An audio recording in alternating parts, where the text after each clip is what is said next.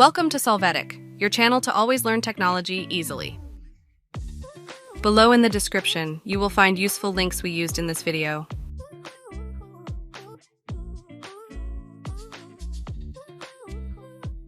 Today in Solvetic, we will see how to merge layers in Photoshop. We start by opening Photoshop and going to the Layers section. Here we are going to hold down the Control key while we click on the layers that we want to merge or combine. After that, we are going to click on one of them and click on the Merge Layers option, or we can use the Ctrl+E key shortcut.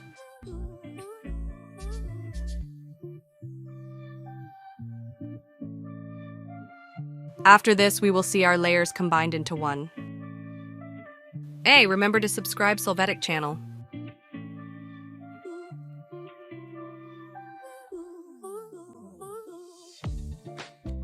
We hope it has been helpful for you.